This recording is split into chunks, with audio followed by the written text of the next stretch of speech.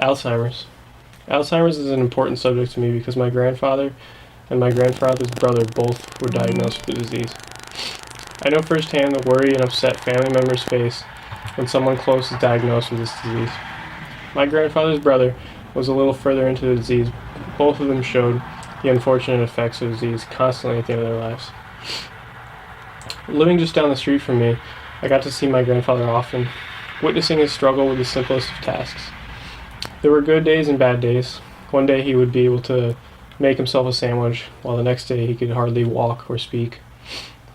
I am aware that genetics play a big role in getting Alzheimer's, so that making this an important subject to me to learn as much as possible about.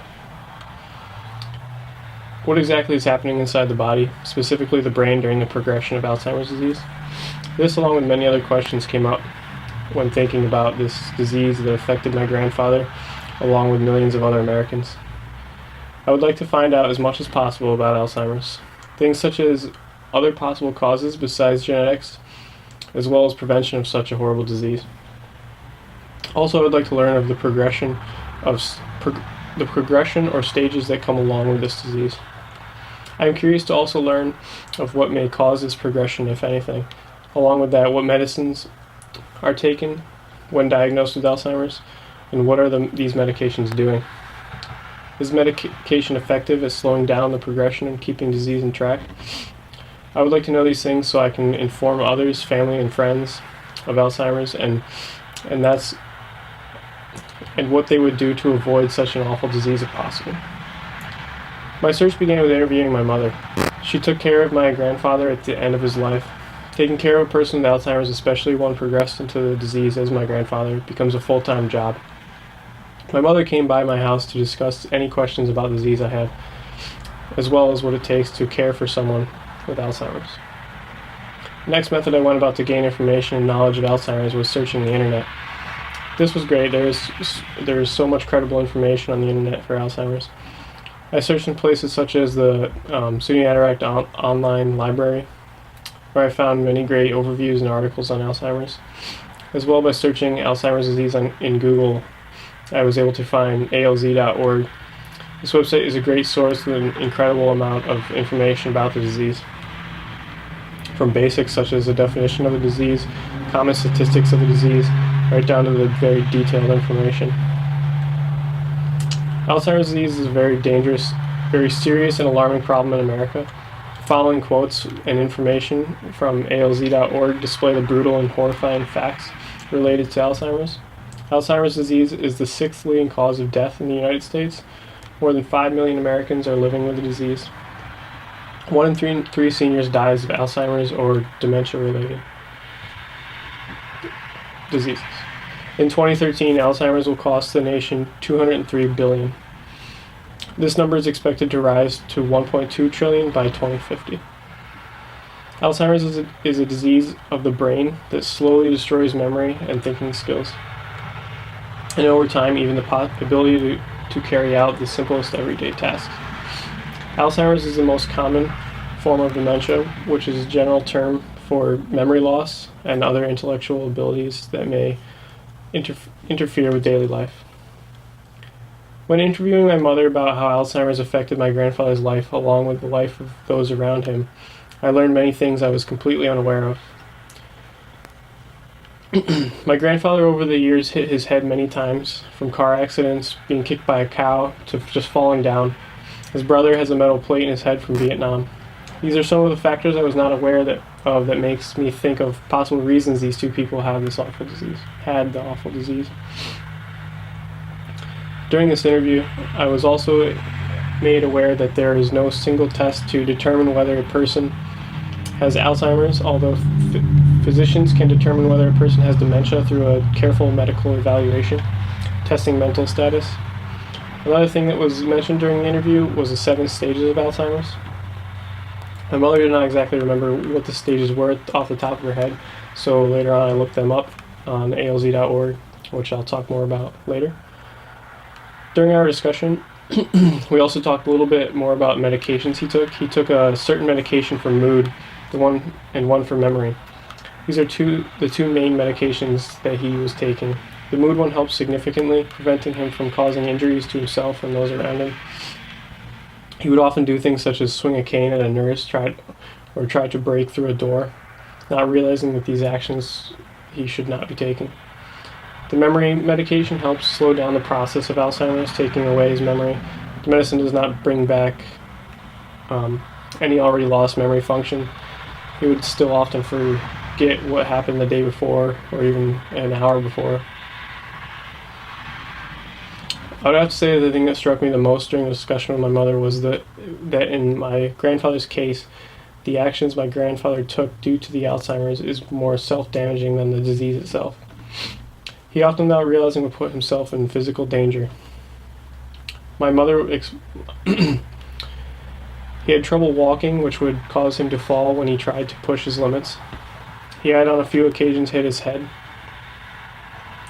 which then caused a buildup of blood on his brain, making the Alzheimer's seem as though it was getting worse.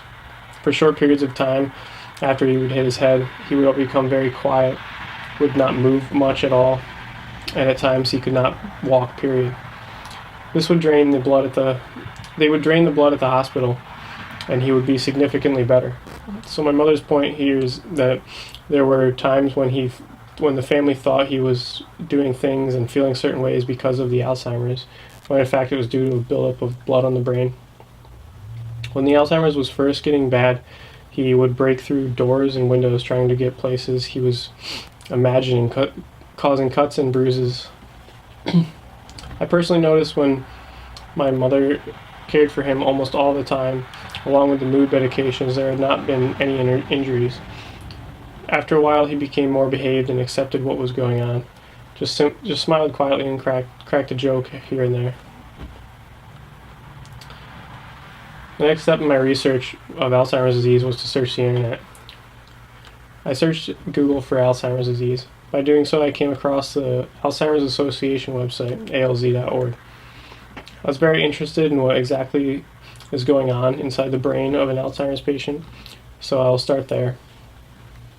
It was very amazing to see the comparisons of the brain with and without the disease. The effects this disease has on the brain is enormous. Alzheimer's leads to nerve cell death and tissue loss through the brain. Over time, the brain shrinks dramatically, affecting nearly all of its functions. The shrinkage in the brain is especially severe in the hippocampus, an area of the cortex that plays a key role in formation of new memories. The horrible effects of Alzheimer's can really be seen when brain tissue is looked at under a microscope. Alzheimer's tissue has many fewer nerve cells and synapses than a healthy brain. As well, abnormal clusters of protein fragments build up between nerve cells known as plaques. These plaques form when proteins called beta amyloid clump together. These clumps may block cell-to-cell signaling at the synapses, as well as they may also activate immune system cells that trigger inflammation and devour disabled cells. Another twisted up strand of proteins seen in the brain with the disease is known as tangles. These are located inside the dead and dying nerve cells. These tangles destroy a very important cell transport system, blocking nutrients and other important supplies from moving through the cell, eventually causing it to die. During early stages of Alzheimer's, these plaques and tangles form in the brain areas involved in learning and memory, as well as thinking and planning. Later, the plaques and tangles spread to areas involved in speaking and understanding speech, as well the area responsible for your sense of where your body is in relation to objects around you. These plaques and tangles spread through the brain as the disease progresses. This rate of progression varies greatly from person to person. According to ALZ, people with Alzheimer's live an average of 8 years, but some may survive up to 20 years. During my search for information about possible causes and prevention of Alzheimer's disease, I came across some information from a topic overview of the disease through the Gale Virtual Reference Library. The following information came from Stress-Related Disorders Sourcebook.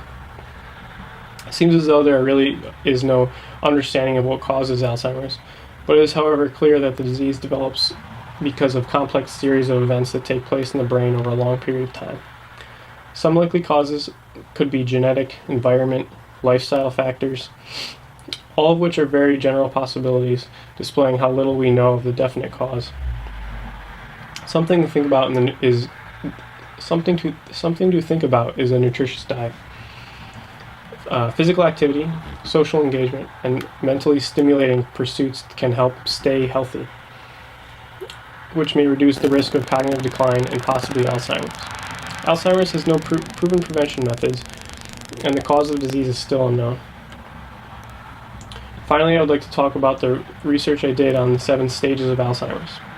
As I mentioned previously, this was brought up during the interview I conducted.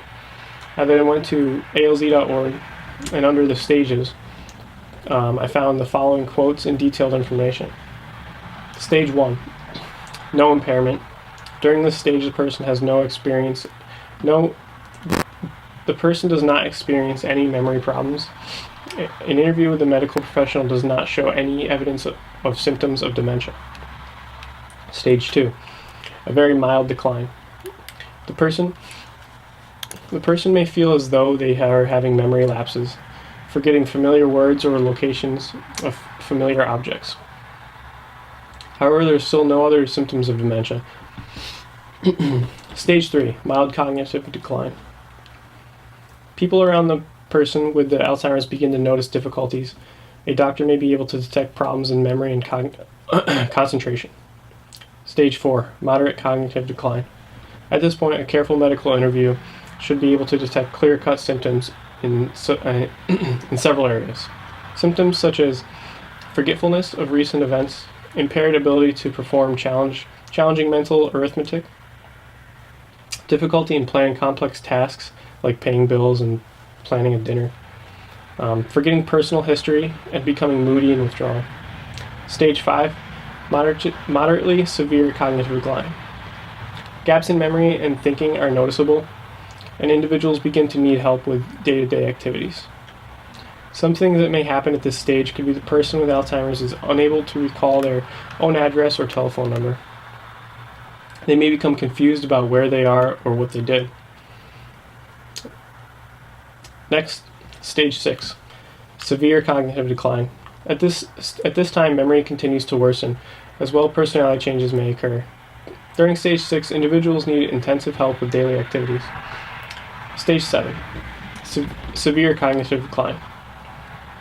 In the final stage of this disease, individuals lose the ability to respond to their environment, to carry on a conversation, and eventually to control movement.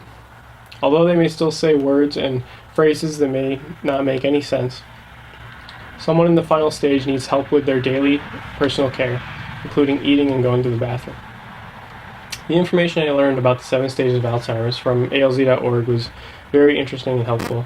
I was able to think about where my grandfather was in these 7 stages and of this awful disease that he unfortunately had. From my best observations, I would have to say he fell somewhere in between stages 5 and 6. Personally, I believe my grandfather definitely displays some of the symptoms included in stage 6, although not enough to say for sure that he had progressed that far in the disease.